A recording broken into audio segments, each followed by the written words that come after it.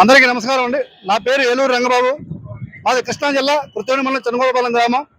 మా భూమిని వైఎస్ఆర్సీపీ పార్టీకి చెందిన మండలి చైర్మన్ మోషన్ రాజు గారు, అలాగే జోగి రమేష్ ప్రధాన అనుచరుడు పొలం శ్రీనివాస్ రెడ్డి మా భూములపై అక్రమంగా దొంగ దస్తావేజులు పుట్టిస్తున్నారు. పట్టాదారు పాస్బుక్లు అడంగలన్నీ కూడా మా పేర్లు ఉన్నాయండి.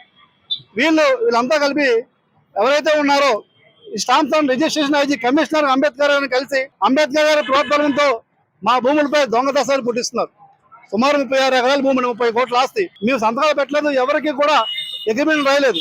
పాస్బుక్లు కానీ అడంగలు కానీ 1B అని మా పేర్లు ఉన్నాయి. కానీ ఏ విధంగా రిజిస్ట్రేషన్ చేస్తున్నారంటే ఆటో మ్యూటేషన్ ఒక ఆప్షన్ విధానాన్ని ఉపయోగించుకుని మేము రిజిస్ట్రేషన్ చేయకపోయినా మా సంతకాలు పెట్టకపోయినా సరే ఈ మొత్తం రికార్డులు మొత్తం మార్చేస్తున్నారు, తారుమారు చేస్తున్నారు. అడంగల్లో 1B పట్టాదారు పాస్బుక్లు అన్ని మా పేర్లు ఉన్నాయి. ఎప్పుడైతే రిజిస్ట్రేషన్ అయిందో, స్కానింగ్ అయిందో మొత్తం రికార్డ్స్ వాళ్ళ పేరు మారిపోతాయి. మా జీవితాలు మొత్తం రోడ్డు మీదకి వచ్చేస్తాను, కూలి పని చేసే పరిస్థితికి వచ్చేస్తాం.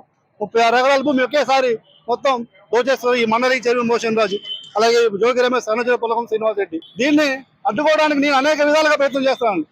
ఉండి సబ్ రిజిస్టర్ ఆఫీస్ లో గత 3 నెలలు 4 అధికారులు సస్పెండ్ చేయించాం, మొగలతోలు ఒక అధికారులు సస్పెండ్ చేయించాం. ఇలాగ చేస్తా ఉంటే ఇప్పుడు మా భూమిని డాక్యుమెంట్ అలా పెండింగ్ లో పెట్టి కూర్చున్నారండి. ఎప్పుడు స్కాన్ అవుతుందో తెలియదు. మేము వెంటనే రికార్డు మారిపోతాయి. నేను ఇలా ధర్నాలు చేస్తామని చెప్పి నా వెనకే వాళ్ళ రౌడీ షీటర్లను పెట్టి వాళ్ళ మనుషులను పెట్టి వాళ్ళ కారు నా వెనకాల ఫాలో అవుతున్నారు. నన్ను ఎప్పుడు చంపేస్తారో కూడా తెలియదండి. నన్ను చంపేయడానికి చూస్తారు ఎవరైతే ఉన్న ఈ మండలి చైర్మన్ మోషన్ రాజు, ఈ జోగి రమేష్ అనుచరుడు పొలం శ్రీనివాస్ రెడ్డి.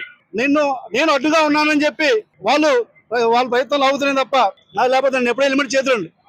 దీనిపై నేను ప్రజావాణిలో ప్రజా దర్బార్లో నారా లోకేష్ గారికి నేను కంప్లైంట్ చేయడంతో ఈ అక్రమ రిజిస్ట్రేషన్ ఆగినాయి. దయచేసి ఒకసారి ఈ అక్రమ రిజిస్ట్రేషన్ పై ఎంక్వైరీ చేసి మమ్మల్ని మా కుటుంబాన్ని రక్షించాలని చెప్పి నేను మీ మీడియా ద్వారా నేను ప్రభుత్వాన్ని కోరి ప్రార్థిస్తున్నాను.